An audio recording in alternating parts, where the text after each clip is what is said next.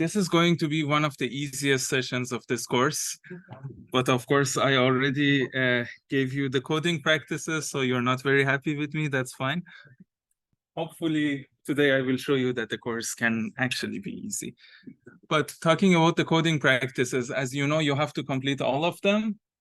It's a Boolean thing. If you don't complete all of them, you get an F. That's it. But on the other hand, the effort that you have to put into it is actually not that much. So ideally, I want you to solve the problems completely on your own and then code it on your own and so on. But if you cannot solve the problems on your own, you can always Google them. The solution is there. As long as you write the code yourself, you will pass the requirements. So just don't copy code from anyone else or any other source. Okay. I would be really surprised if someone gets an F for this. You can literally find all the solutions online. We're going to have our last session on divide and conquer. So the idea in divide and conquer algorithms is pretty easy. You have a large instance, you break it down into a number of smaller instances, you solve each one of the smaller instances somehow recursively, and then you have a way of combining them or gluing the solutions together to get a solution for your original instance. So we've already seen several examples of this. One example is merge sort. When we wanted to merge an array of size n, we would break it down into two arrays of size n/2, then sort each one of them recursively, and then where we would just basically merge the two together. And then we also saw quicksort.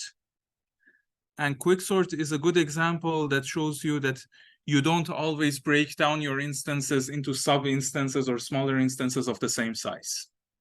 So in case of quicksort, I could have any size. And we've seen some other problems as well. We've seen the maximum subarray problem. This was like in the very first sessions of the course. Today, we're going to see basically two important algorithms. But before that, let me just give you a simple problem. So this is the simple problem that I want to consider. Let's say that in the input, I give you a bunch of segments. So in the input, I give you n segments. And each segment Si is a segment from AI to Bi. And these AI, Bis are integers. Okay. So I'm just giving you a bunch of segments. For example, let's say I'm giving you this as the input. This is one of the segments. This is another one. Let's say this is another one. And this small one is another. So I just give you the starting point and ending point of each segment. I give you AI and Bi. And in the output, you have to tell me how many pairs of segments exist such that one of them is a subset of the other one. Okay.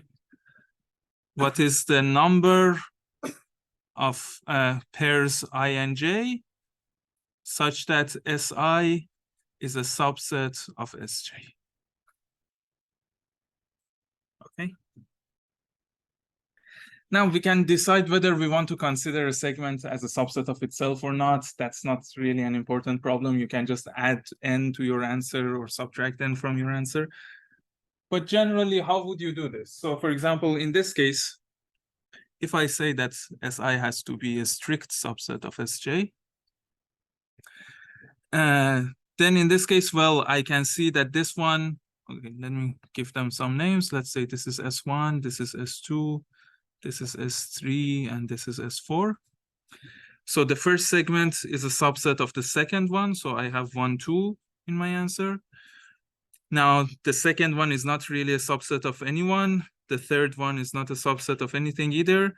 The fourth one is a subset of the third one and the second one. So 4 is a subset of 2, and S4 is also a subset of S3.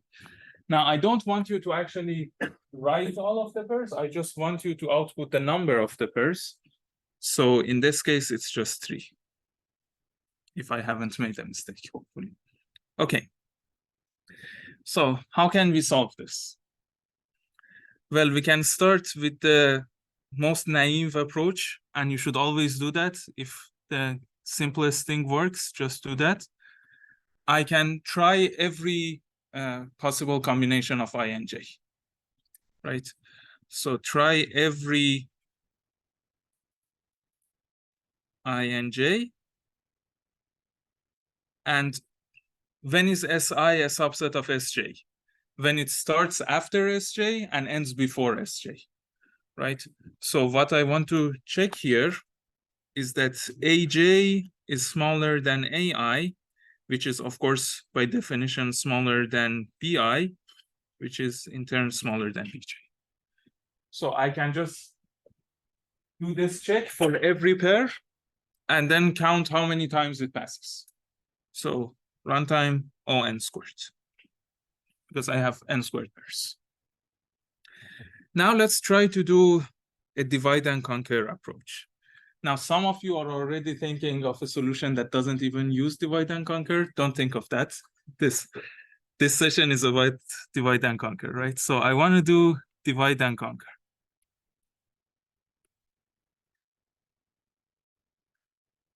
I promise at the end, I will give you the solution without divide and conquer too. Okay. So what happens if I want to do something similar to before? So when I was doing merge sort, for example, I would say that I take all of my elements, I cut them in half. Let's say I do the same thing here, right? But instead of cutting them in half arbitrarily, let's say that, well, actually, let's do that. Let's do naive divide and conquer first. Let's just say that I arbitrarily take two subsets of size half and over 2, and I just try this. So this is like the simplest divide and conquer that I can do. In the first step, I say take two subsets,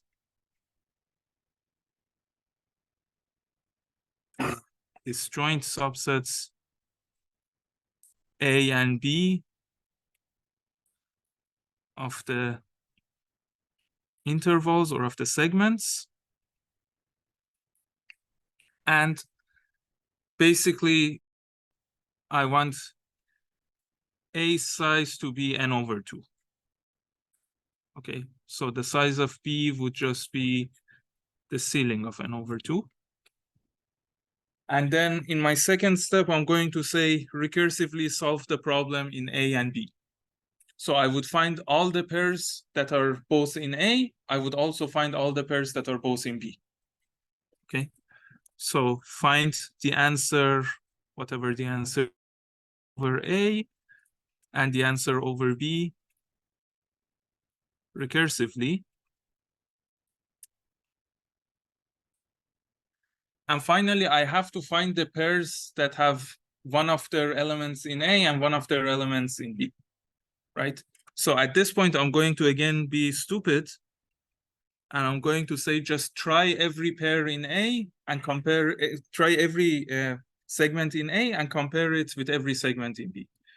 So I say, for every Si in A and Sj in B,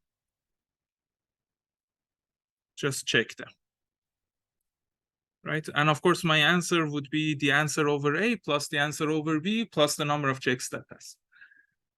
Now, you see why this is stupid, right? Because in this last step, I'm already spending n squared time, right?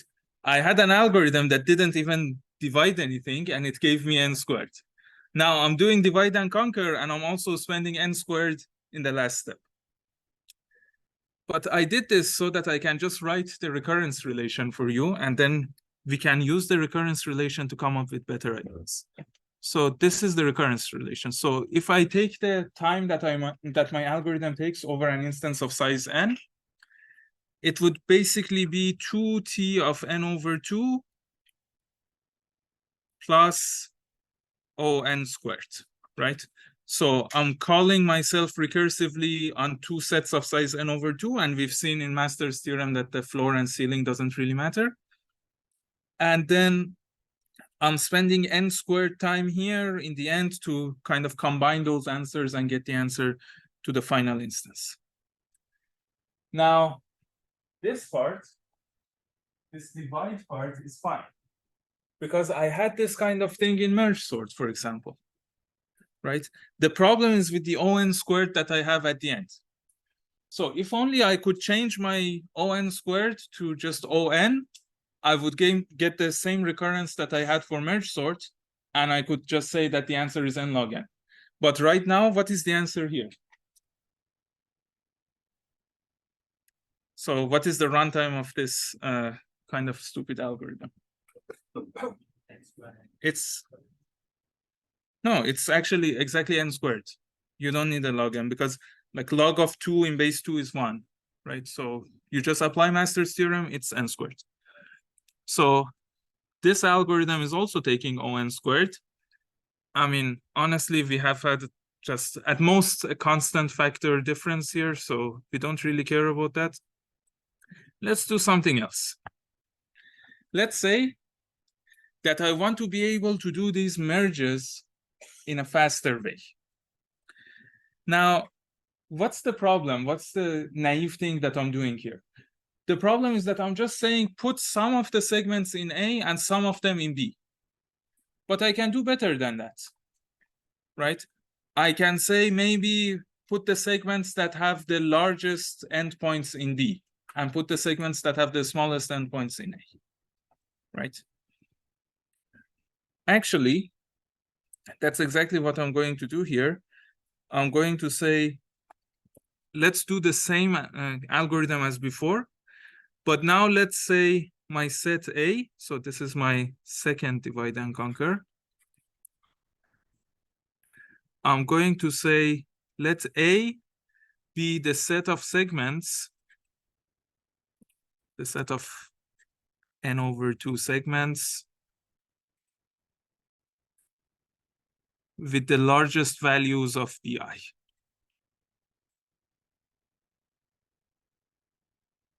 So suppose that I have sorted all of my segments based on their endpoints, based on B. And then I'm just saying, take the ones that have the larger B. Actually, now that I think about it, it's better if I take the ones that have the smaller B and call that A. And then I say B is just, big B is the rest of the segments.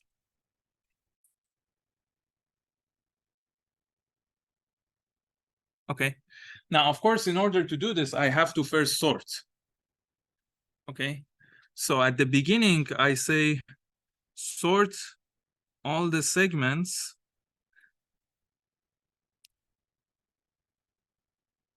based on their endpoint, based on BI. Okay. So now I have the sets A and B. Of course, I say find the answer recursively in each of them. So recursively find the answer in A and also the answer in B.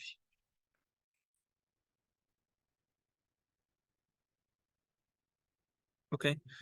So this is my situation. Basically, let's say I have a dividing line and this side is B, this side is A. All the segments in A end before all the segments in B, right? So I have a bunch of segments in A, maybe something like this. But the segments in B have their endpoints after all the segments in A. I don't know anything about the starting points. It might be that I have a segment in B that is like this. So I'm only looking at the endpoints here. Now, the question that I want to answer is how many pairs of segments do I have such that one of them is in A and the other one is in B, and of course one of them is a subsegment of the other one, right? Because if I have a pair like this where both of them are B, I've already counted that recursively in my answer for B. If I have two segments like this, which are both in A, I have already counted it recursively when I was counting the answer of A. So I only need to care about the pairs that are taking one segment from A and one segment from B. Okay. Now, if I'm taking one segment from A and one segment from B, I know that the segment in B has the bigger endpoint, right? Because that's just the definition of A and B. So it's impossible that I take a segment from B and it ends up being a subset of a segment from A, because it has an endpoint that is to the right of everything in A, right? So the only case that remains is that I have a bunch of segments in A that are subsets of a bunch of segments in B. For example, this segment in A is a subset of this segment in B. So that's what I want to count. So let's say that I just go over every segment in B, and for each one of the segments in B, I just count how many segments in A are a subset of that segment, right? Now, again, I can do it naively. I can just do it like this. And this would really make things hard because I would, again, spend n squared. But let's see if I can do anything better.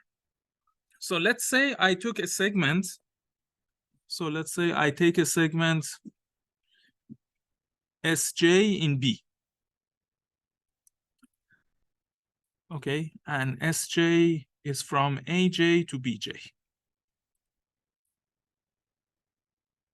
Okay. Now, what are the segments in A that are a subset of Sj? Well, I know that all the segments in A have endpoints that are before Bj. So I just have to find the segments in A whose starting point is after Aj, right? A segment Si, which is from, let's say, Ai to Bi, and it's in A, is a subset of Sj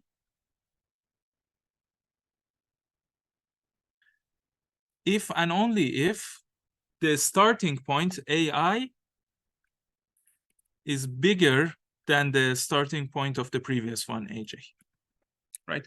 I don't care about the endpoints because I already know that everything in B has an endpoint that is after everything in A. Okay. So now you see I can basically do something very easy here. I have these segments here in A, and I only care about their starting points. So I'm just asking how many of these segments have a starting point greater than Aj, right? So now I can sort all of them based on their starting point. And then when I want to answer a question like this, I can just answer it with a binary search. Okay. So this was not part of my algorithm. It was just my observation. If I continue with the algorithm, the next step is that I will just sort A based on the starting points, based on the AIs. And then for every segment that is in B, I just have to ask this. So for every segment Bj in, sorry, Sj in B, I do a binary search on A. I can just do a binary search now that everything is sorted by the starting value, and I can find the number of elements that have a starting value greater than Aj. Okay, great. So this is now my second divide and conquer algorithm, and it's going to be better than the previous one. So let's see. Let me write my recurrence. T of n, the time that I'm spending on an instance of size n, is going to be what? Well, first I have to sort all of my segments. So that's n log n. Okay. So I'm going to say O of n log n. So this is for the first sort. Plus. Then after I do this sort, of course, creating A and B, that's linear time. So I'm not going to write it because it's less than n log n anyway. And then I'm recursively calling answer of A and answer of B. I'm finding these answers recursively. So that's 2T of n over 2.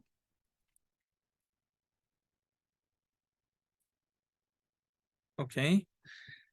And then, okay, this was just an observation. It wasn't part of the algorithm. I'm sorting A again.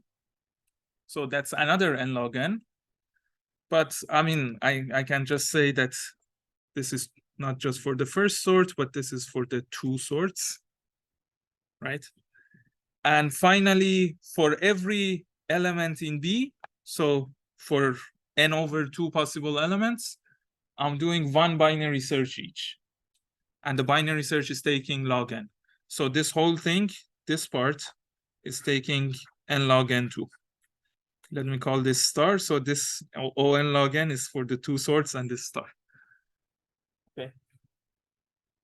So this is my recurrence relation now.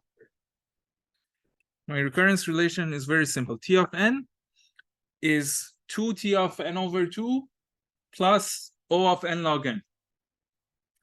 What is the answer here? Yeah, so this is actually going to give us that T of n is in O of n log squared of n. But now, can we actually reduce this n log n factor here, the n log n time that we're spending to merge these two instances of size n over 2 to get the answer to the whole instance of size n? Can we reduce this time to linear? Now, here's the thing. You have to realize that a lot of these sortings that I'm doing are actually not really needed, right? So I'm first sorting all of my segments based on their endpoint. And then I'm dividing my segments into two sets, A and B. But when I recursively call the same function, let's say my function is ans, when I recursively call it on A and B, they're again going to try to sort, but it is already sorted. What's the point of sorting again? Right? And I can say the same thing here. If I take sorry, where is this one? This one. When I'm sorting A based on the AI values, based on the starting points, just keep it sorted once and don't sort it every time, right? So that's what we can do there to reduce the time that it takes to actually merge these two instances. So I do the sorting first. And of course, the sorting takes n log n, but I do it only once. I don't do it in every recursive call. But what else can I do?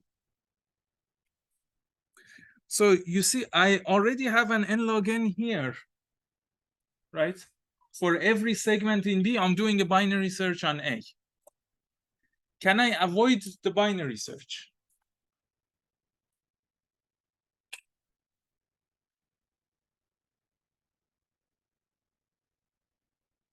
Yeah. So here's what I can do. I say, let's just sort everything once based on their endpoints and once based on their starting points. And I do this before doing anything recursive. Okay. So I have, let's say, two new arrays.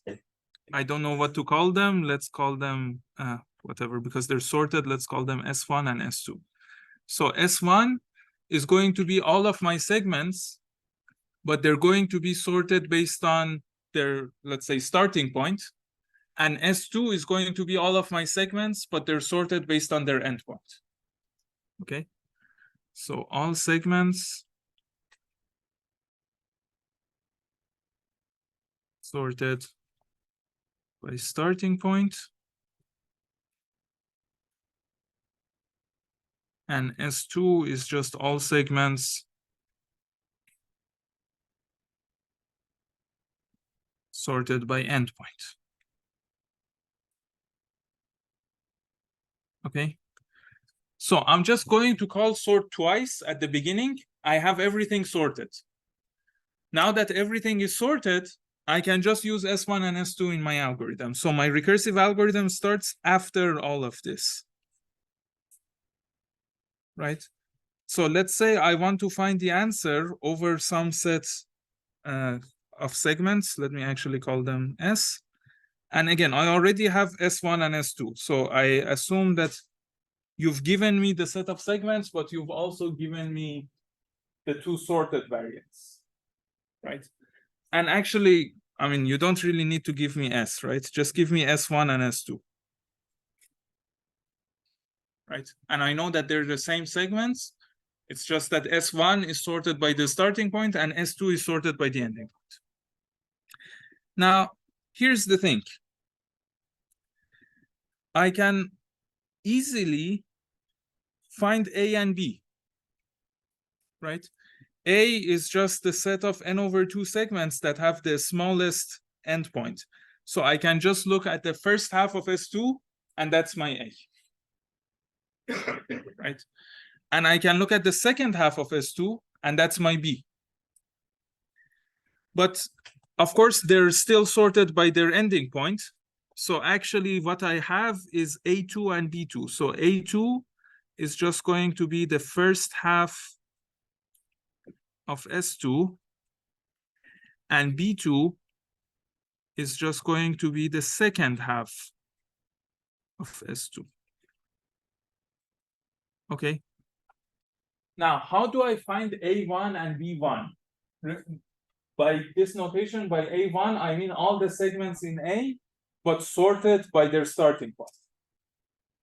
Now, a simple thing would be to just take A2 and sort it based on the starting point, but that's bad. Because remember, I want to do only linear time here. So the other thing that I could do was that when I'm sorting them, I can just keep some pointers such that for every element in S1, I know where it is in S2. And for every element in S2, I know where the same element is in S1. So if I just keep that, then here I can easily in linear time say that A1 is going to be the elements in S1 that correspond to A2. Okay, and I can find B1 similarly. So you see, my point is that if you've sorted them once, you can do this division and you can do it basically in linear time because you have to copy them, of course, but you don't need to sort again. Okay, now I'm going to recursively find the answer on A1, A2, and the answer on B1, B2. Fine. Now, the remaining part is this part, which also took n log n time, but I want to only spend linear time now. So for every segment in B, I was doing a binary search on A before because I wanted to find all the segments in A that start after this, right? So can I avoid that binary search somehow? How can I avoid the binary search?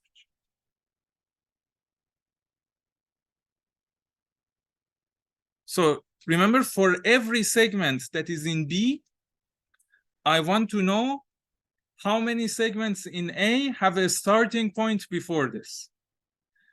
But I have all of my segments sorted by their starting point in S1. So I can just start at the beginning of S1 and keep walking forward. And every time that I see an element, if this element is in B, I know how many elements in A were before it. If this element is in A, I just increase the count. So I'm just walking from left to right, and I'm keeping track of how many elements in A I have seen. And whenever I see an element in B, I know how many elements in A had a starting point that was smaller than it, right? So basically, this is what I'm going to do. I'm going to say my answer is, of course, this originally. And then I say for every segment that is in S1. So I'm going from left to right in S1 in order. Okay. Here's what I'm going to do. I'm going to have a function, let's call it just, I'm going to have a variable, let's call it CNT for count. And this is just going to count how many elements I've seen from A. And I say, if this SI is in A,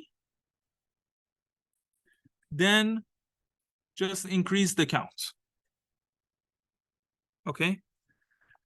Otherwise, if the SI is in B,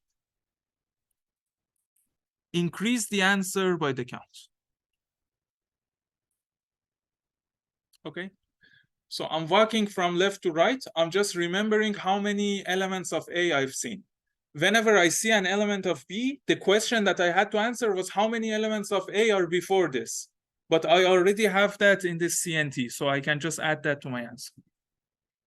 And finally, of course, I should return the answer. And now, as you see, I've done everything in linear time. So this part is just copying, it's linear time, right? Now this part, this is interesting. So how do I know if SI is in A? Remember, I said I just keep pointers so that I can jump between S1 and S2 and see where they are. So when I'm looking at this element SI, I know where it is in S1, but I also have a pointer that tells me where it is in S2. And if it's in the first half, then it's in A. If it's not in the first half, it's in B. So I can do this check in constant time. That means that this whole for loop runs in linear time. So now finally, my runtime, if I write it, would be this. So I'm making 2 calls to instances of size n/2, and I'm doing O(n) extra work, right? So this is finally, of course, n log n. This was an approach using divide and conquer. Let's find a simpler approach. Because remember, we already know all of these nice, cool data structures. A and B check first. A should be the one that ending first. Oh, I see. Oh, yeah, right. So I'm counting AI less than AJ. You're right. I should count AI greater than AJ. You're correct. Yes. Yeah. Swap A and B here. Yeah. You're right. And also about the SI in S1, should we end at midpoint or can we just go over the whole? No, you have to, I think, go over the whole array, because when we were creating A and B, we were creating them based on the order in S2. And so here, when I'm doing it in the order of S1, I have to be careful. Okay. Yeah, sorry for that. I always have these kinds of bugs. You're used to me now. So, but we know all these cool data structures already. Especially we know binary search trees, and we know balanced binary search trees. We have seen how to create balanced binary search trees either as AVL or in the randomized version using a tree. So let's see if we can use that. So here's an alternative solution where we're not going to use divide and conquer at all. Okay, so I'm going to go back and look at this definition again. Where is it? Yeah. So I'm just going to go back to my naive algorithm.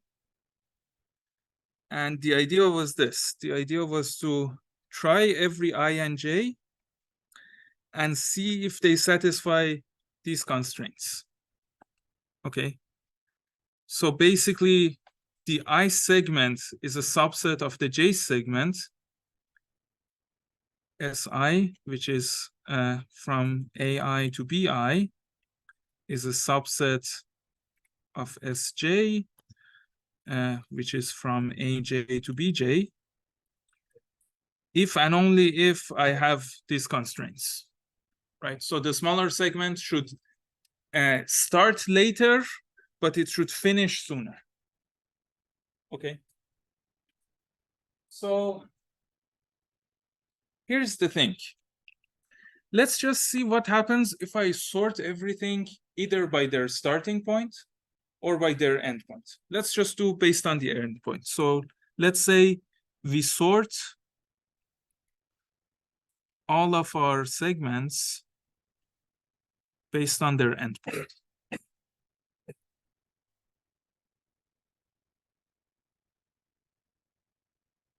Okay, so this is basically the S2 that I had in the previous case. Now I just walk over my array again from left to right. Okay, so let's look at this example that I had here, this one.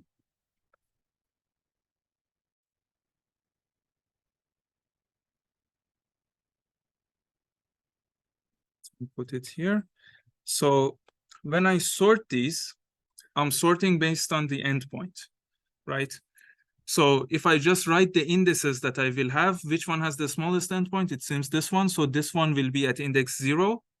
And then the next endpoint is this one. So this will have index 1. This will have index 2. This one will have index 3. This one will have index 4, 5, 6, and 7, right? So this is the ordering that I will have if I sort everything based on their endpoints. And I say, let's move from left to right. Let's just look at these segments in this order. So I'm first looking at this segment, then at this one, then at this one, and so on.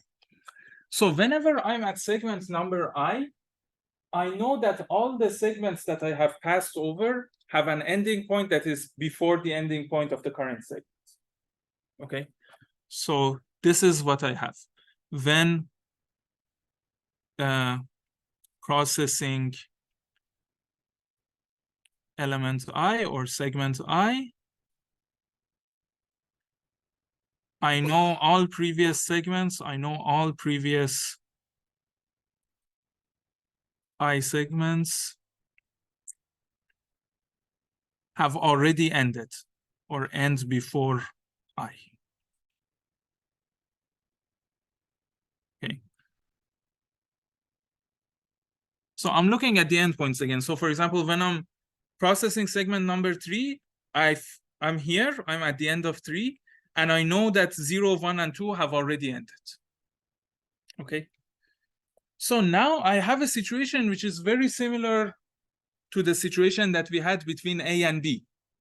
So let's say I want to ask how many of the segments are a subset of the current segment, right?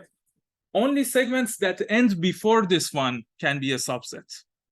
So if I'm at 3, I definitely don't have to look at 4, 5, 6, and 7 because they end after the current segment. They cannot be a subset of the current segment, right? So I should only look at the segments that are before the current segment based on their endpoint. Now, which ones are going to be a subset of this segment? Again, I have the exact same case as before. If their starting point is after the starting point of the current segment. So here's what I can do. I can just keep a binary search tree, or in C++, it would be a set. And I'm going to use a balanced binary search tree. So let's say I have an AVL tree in which I put all of the starting points of all the segments that I have passed over. Okay, so this is what I'm going to do. I'm going to start with my AVL tree being empty, right? And then I say for every I, for I from 0 to n minus 1, do this. So look at segment I, and first try to figure out how many of the segments are a subset of this one. Okay, so this is the first thing I'm going to do. Look at segment I. Let's say SI, which is AIBI. This is, of course, after the, oh, I forgot to write this. So sort all segments based on their endpoint.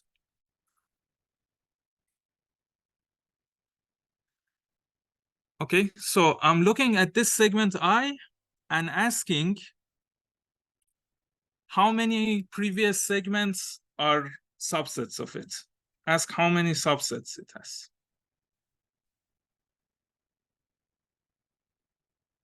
Okay. Now, how can I do that? Well, I'm saying that in my AVL tree, I have the starting points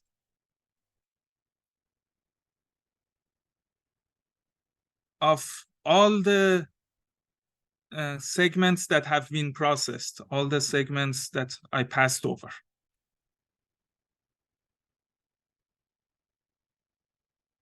Okay. And so here I'm just asking how many elements in my AVL tree are bigger than AI.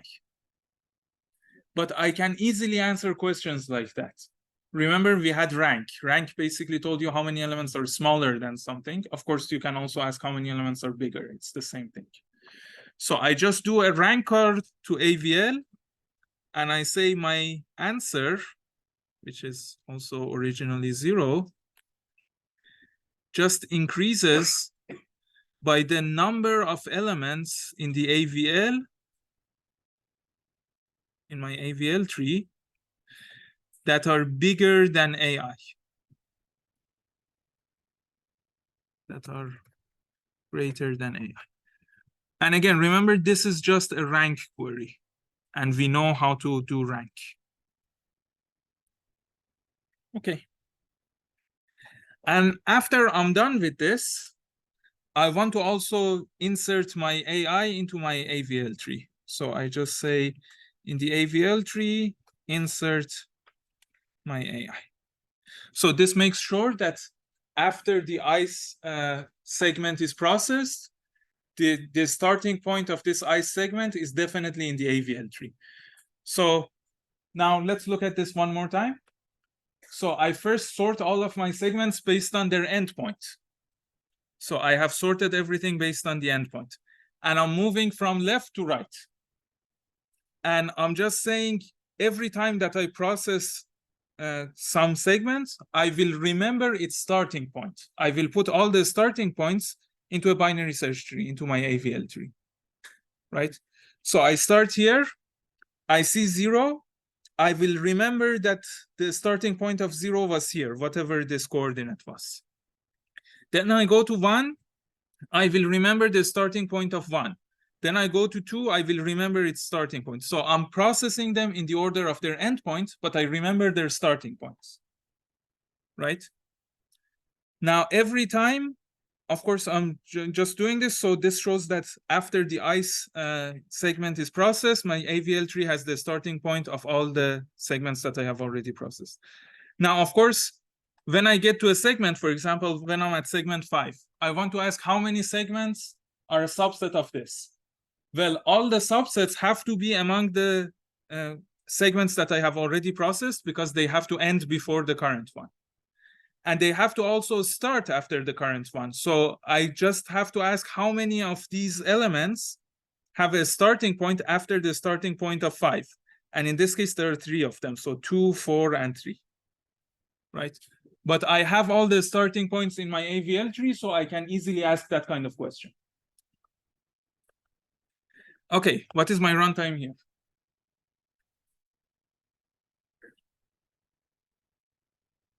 Yeah, it's n log n because I have a for, which basically goes on for n iterations. And at every iteration, I'm inserting something into my AVL tree, and I'm also asking for a rank query in the AVL tree. And both of these operations took log n time because our AVL tree was balanced. So this whole thing is O n log n. Oh, and I forgot, we also do a sort at the beginning. That's also n log n. So overall, n log n. Okay. Great. So now I want to talk about something else. This is another example of divide and conquer. So let's go back to divide and conquer. Let's say that I have 2 numbers and I just want to multiply these 2 numbers.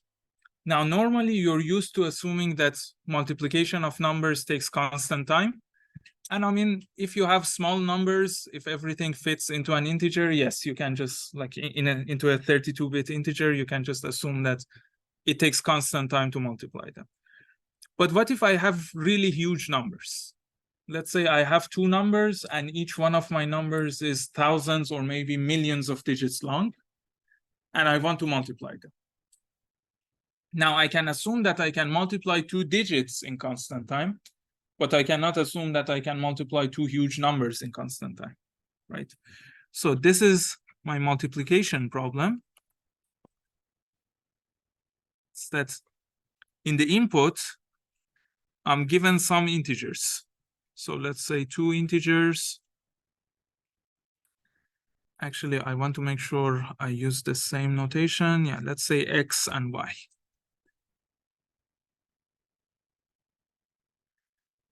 And just to make life easier, let's say that each of X and Y have exactly n digits. Okay.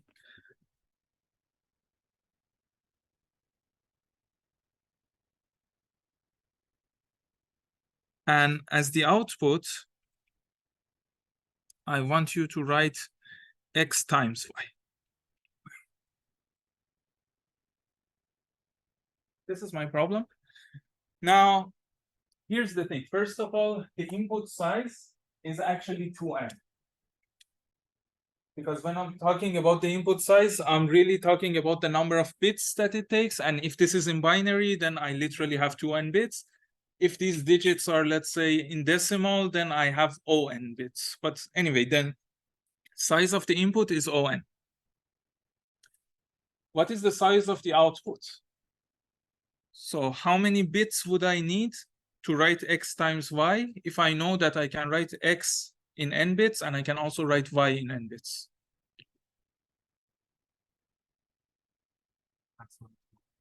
Yeah, it's at most 2n. So the output size is also linear. So both my input and output have size on, right? But what happens if I just do the classical algorithm that you have all learned probably in the first or second grade? I don't know what grade you learn how to multiply. So what happens if I just multiply using the classical algorithm?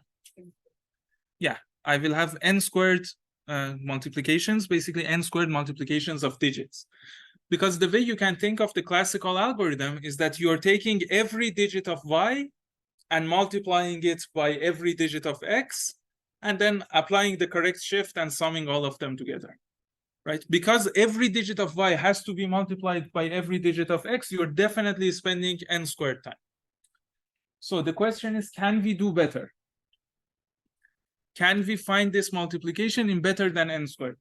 And it makes sense because, look, the size of my output is linear.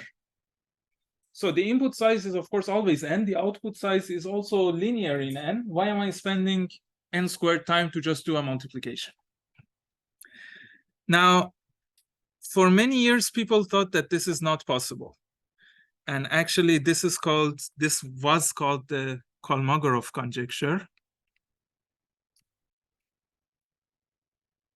And this is the same Kolmogorov who created the foundations of probability theory and so on. So he had a conjecture that you cannot do this in less than n squared time, the same way that you cannot do sorting in less than n log n for comparison list. And well, the story is that he told this conjecture to a bunch of undergraduate students, and one of them found a better solution. So this conjecture is false. And the solution that we're going to see is called Karatsuba's algorithm, because of course that's his name.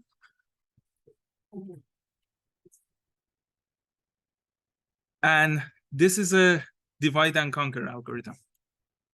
So the idea is this: X has n digits, Y also has n digits. So let's just cut both of these numbers in half, right? So I have X, and X has a bunch of digits. Again, you can do it in whatever base you like. You can do it in binary, you can do it in decimal, it doesn't really matter. As long as your base is a constant, of course. So this is my X, a bunch of digits, n digits, and this is my Y. This also has a bunch of digits, and I'm just going to cut them in half.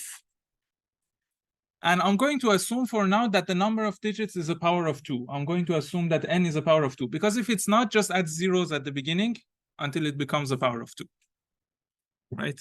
So I can easily make this assumption. And by the way, every number, if you add zeros to the beginning until it becomes a power of 2, you're at most doubling it. So it doesn't really matter. It's a linear thing. Okay. So I'm going to cut it in half, and of course, I'm going to call this half x1, and this half x2, and this one is going to be called y1 and y2. Okay, or actually, I prefer this way. Okay, let's say x1 and x0, because these ones are the digits that are worth less than these ones, so I would prefer it like y1 and y0 instead of 2. Okay, so let's say that I look at this. So what is x? X is basically x0 plus x1 times 10 to the power of n over 2. Now, I don't like to constantly write n over 2, so let's say m is n over 2. So x is going to be x0 plus x1 times whatever your base is. If it's base 10, then it's 10. If it's base 2, it's 2. But let's say it's base 10. So x1 times 10 to the power of m. Y is also similar. y0 plus y1 times 10 to the power of m. And I want to multiply these two things, right? So what would xy be? X times y. So I have x0 times y0 plus, let's just take the factor of 10 to the power of m out. So I have x1 times y0 plus x0 times y1 times 10 to the power of m, and then plus x1 times y1 times 10 to the power of n.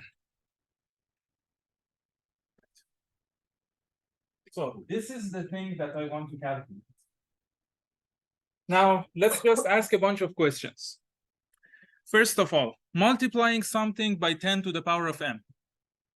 That's just adding m zeros to the end, right? So multiplying something by 10 takes constant time. Because just imagine that I have them as a vector, I just add a 0 at the end of the vector. Okay. So this part, this multiplying by 10 to the power of m or 10 to the power of n, I don't really care about them that much. They're not going to take much time. This is going to take OM, this is going to take OM. Now, what about addition? If I have two numbers and I want to add them, and each of my two numbers have n digits, how much time do I need? Well, again, I can just do the primary school addition. I start from the least significant digit. I just keep adding, and sometimes I have to carry something over.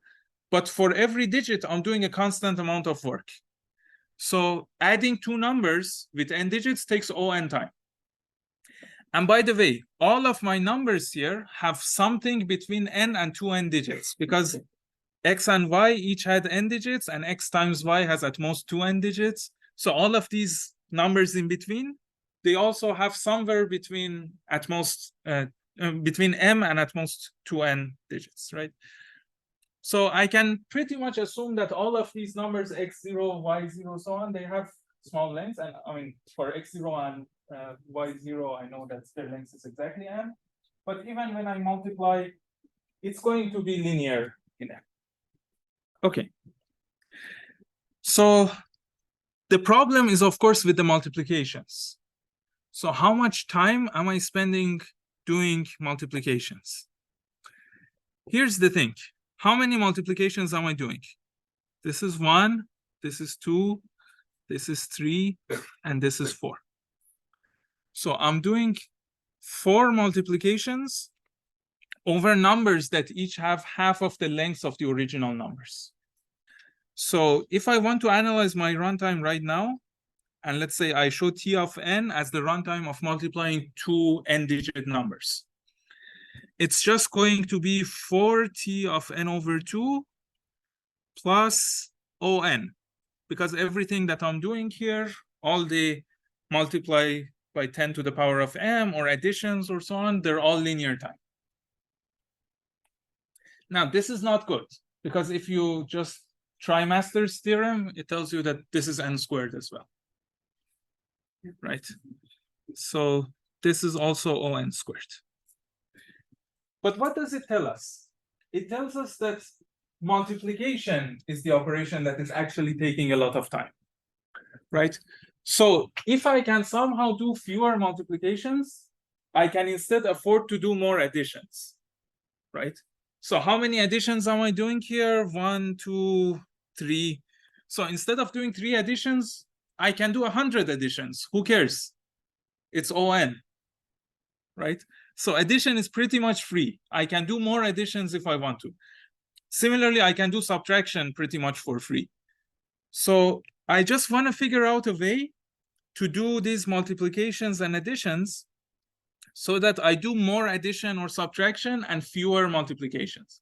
If instead of 4 multiplications, I just do 3 multiplications, my recurrence would look much better. It would be 3t of n over 2 plus on, and that would give me a better runtime. So here's what we're going to do.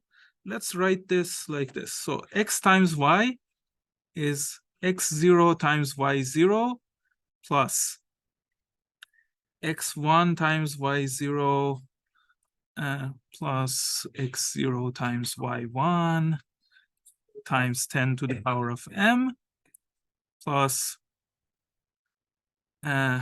x1 times y1 times 10 to the power of n. Okay, I'm going to give these numbers some new names. And I'm going to look on Wikipedia because I want to give the same names so that you can read this on Wikipedia later. Okay, so I'm going to give this one the name Z0. I'm going to call this one Z1. And I'm going to call this one Z2.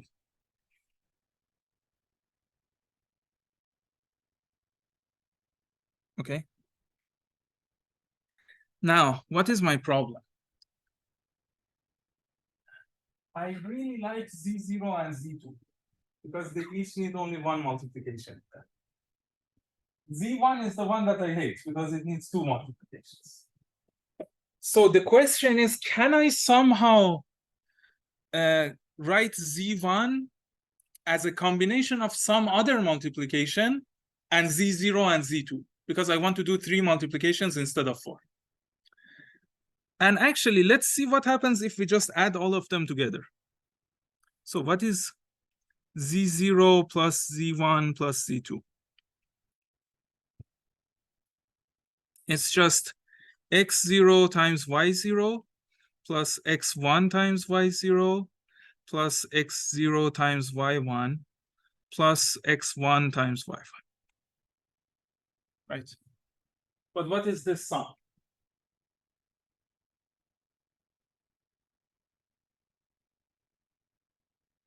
It's just x0 plus x1 times y0 plus y1. Right?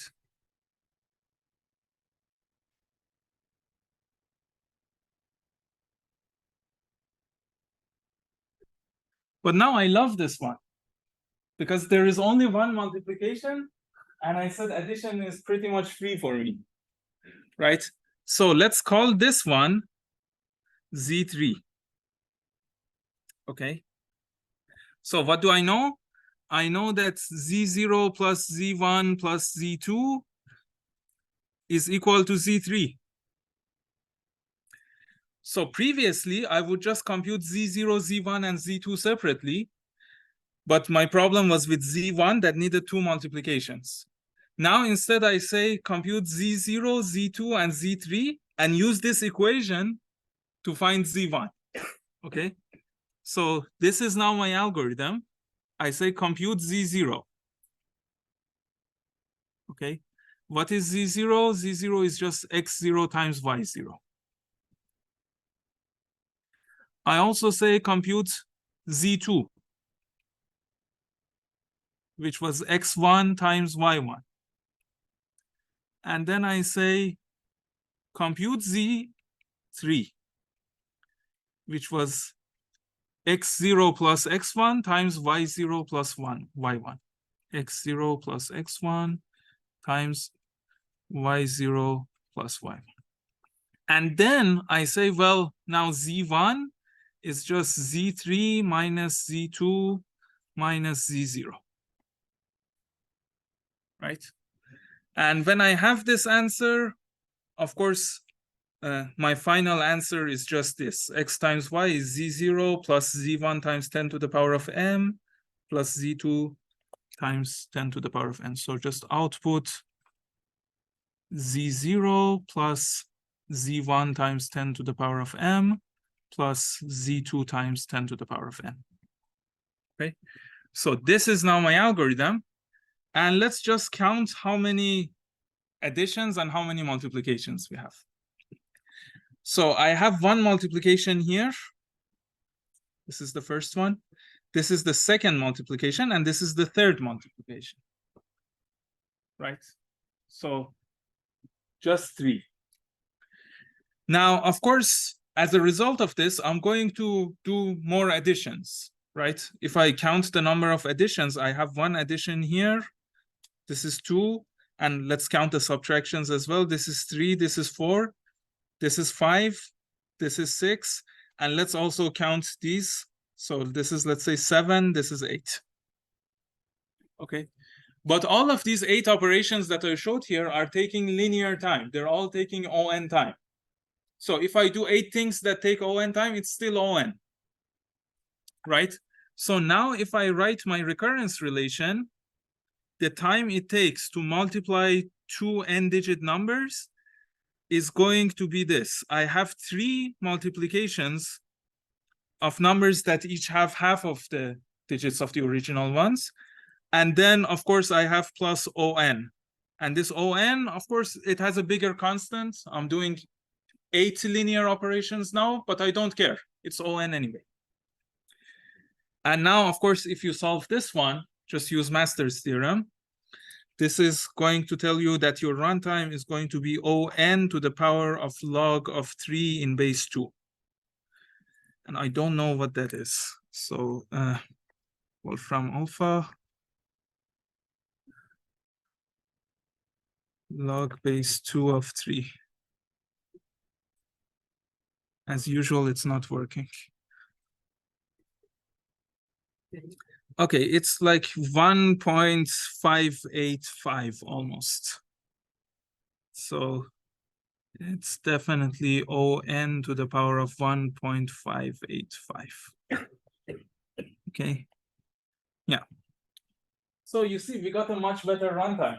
This is, of course, way, way better than n squared.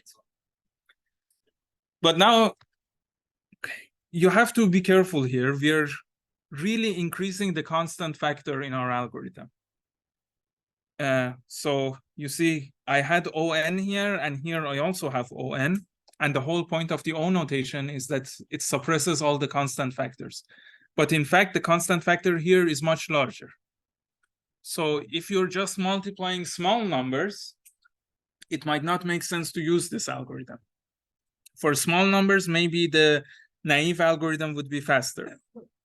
But if you're working with really huge numbers, if you're working with thousands or millions of digits, then this is, of course, way faster than this one. So n to the power of 1.5 something, it's definitely much faster than n squared. Okay. Now we can pretty much use the same algorithm to also multiply 2 polynomials. So this is the next problem I want to show you. But I'm not going to give you a new algorithm. It's pretty much the same thing. So my input is going to be 2 polynomials.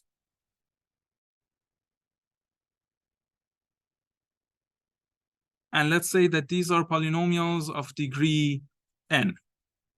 Okay, so I have P of x, which is, let's say, a0 plus a1x plus, let's say, a(n minus 1), a2x squared to a(n minus 1), x to the power of n minus 1. And then let's say I have Q of x, which is b0 plus b1x plus b2x squared, so on, to bn minus 1, xn minus 1. And let's assume that these coefficients, the A's and B's, are small numbers, so you can just work with the integers in C++. Okay, so I'm no longer talking about big numbers here. Big numbers were only for the previous problem. And as the output, I just want you to write P times Q. Okay, so what is P times Q of X? Just write all of its coefficients. Okay, now again, the naive solution would be to just multiply every term of P with every term of Q and sum everything up. But because we have n terms in P and n terms in Q, that would give you a quadratic runtime. You can just apply Karatsuba. Now, why is that? Because here what I have, this number, you can also think of it kind of as a polynomial, right? It's just that the polynomial is being evaluated at point 10. So if I just put my x here to be equal to 10, I have two large numbers that I want to multiply. So you see that there is a very obvious connection between them. Now you can do the exact same things as before. So before I was just saying, take the two numbers and cut them in half. Now I say take the two polynomials and cut them in half. So create a polynomial P0, which has like the first n over 2 terms of P, and another polynomial P1 that has the rest of the terms. And then do the same thing for Q. And then do the exact same algorithm. Just write P times Q is P0 times Q0 plus this. Here, instead of 10 to the power of m, you will just have x to the power of m, right? Everything goes through. It's exactly the same algorithm. And all of these things also go through because nowhere here were we really dependent on the fact that these are numbers. I'm just doing multiplication and addition and subtraction. I can do it with polynomials.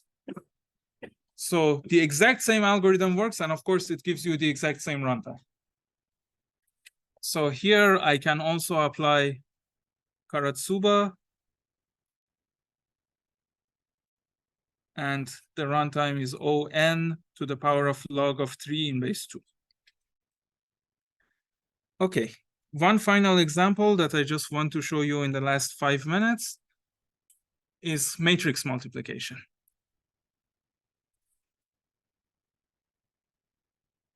And for this one, I'm going to just copy from Wikipedia because it's impossible to remember this one. And I don't expect you to remember it. It's called Strassen's algorithm. And basically the idea is this. I have two n by n matrices, A and B. So my input is two matrices, A, which is n by n, and B, which is also n by n. And let's say that the entries of these matrices are small numbers that I can basically work with in O1 time. And as the output, I want you to output another matrix, let's call it C, which is just A times B. So the matrix multiplication of A and B. Now, again, you can just do it the middle school way, and that would give you a runtime of n cubed, right? So for every entry of C, you have to go over n entries of A and B, over O(n) entries of A and B. And C has n squared entries.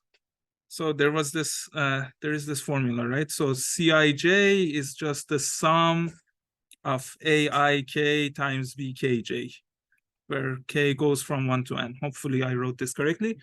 So for every entry of C, you have to calculate the sum of n numbers. So you're calculating every entry of C in O(n) time, and C has n squared entries. So this naive approach would give you basically O(n) cubed. Now, let me take some screenshots from Wikipedia and just put it there. So let's divide our matrices into smaller matrices with n over 2 rows and columns each. So now I'm taking each matrix and I'm cutting it in half in both directions. So I'm cutting it into 4 matrices. So like this. Okay, so my A is going to be cut into 4 matrices, and they each have n over 2 rows and n over 2 columns. The same for B and C. Okay, now let's just write the equality. Let's just see what C11 is, what C12 is, and so on. And again, because I'm really lazy about these things, I'm just going to copy it from Wikipedia. So this is what you have, right? Basic matrix multiplication. So C11 is just going to be the first row of A multiplied by the first column of B. Of course, you can do multiple rows and columns at the same time. So it's A11 times B11 plus A12 times B21. And you can write the equality for all the other ones. Now, again, here we are in a situation where addition of matrices is relatively cheaper. Because if I have 2 n by n matrices and I want to add them, that's O(n) squared, right? Whereas my multiplication is much more expensive. So if I just do it with a divide and conquer approach like this, the recurrence that I will get is this. I will have T of n, which is the time it takes to multiply 2 n by n matrices. And this is basically going to be the number of multiplications that I'm doing here. So 1, 2, 3, 4, 5, 6, 7, 8 times T of n over 2, because each of these matrices that I'm multiplying here have n over 2 rows and n over 2 columns, plus O of n squared. Because every addition is taking n squared, and I'm doing 4 additions, so it's O of n squared. And if you solve this, you will again see that this is O(n) cubed, because the log of 8 in base 2 is 3, right? So again, this doesn't really help us, but we are again in a situation similar to Karatsuba, where addition is pretty much free because it just increases the constant in this O of n2, and I don't care about that. And again, subtraction is also free by the same token. But I want to reduce the number of multiplications that I'm doing. Okay. Now, for the life of me, I can never memorize these things, but you can do it with 7 multiplications instead of 8. And I'm just going to show it to you, and you're just going to believe me that it works. Okay? So you just define these 7 matrices, and after you define these 7 matrices, you will have, you can basically write all of the submatrices of C as combinations of them. Okay? Now, why these 7 matrices? There's actually a really good algebraic reason for it, but 5711, not 3711. All you need to understand here is that I'm doing a bunch of additions and subtractions. And I'm doing a lot of them. I used to do only 4 additions. Now I'm doing like a ton of additions and subtractions here. But I don't care because they're a constant number anyway. And each one of them is going to take n squared time. So all the time that I'm spending on additions and subtractions is going to be O(n) squared. Be it here or here. The thing that is important is the number of multiplications. And I'm doing 7 multiplications instead of 8 over matrices with n over 2 rows and columns each. So now my runtime becomes like this. So T of n, the time it takes to multiply 2 n by n matrices. Oops, too big. Okay, so T of n is going to be 7 T of n over 2 plus O(n) squared. Right? Okay, and if you give this to Master's theorem again, our runtime is O(n) to the power of log of 7 in base 2, which is better than n cubed, right? Because n cubed is log of 8 in base 2. This is log of 7 in base 2. And again, I'm going to just ask Wolfram Alpha, what is log of 7 in base 2? It's 2.807 something. So we reduced it to almost 2.807. And yeah, it's an irrational number. So this is faster than 8. Now, this is not the fastest algorithm that we know for multiplying matrices. And actually, you can search on Wikipedia for matrix multiplication, and you will see that there are a ton of faster algorithms, asymptotically speaking. But this is what I can teach you at 3711.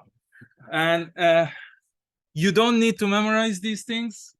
I just want you to understand the general idea. The general idea here is that multiplication is much more expensive than addition or subtraction.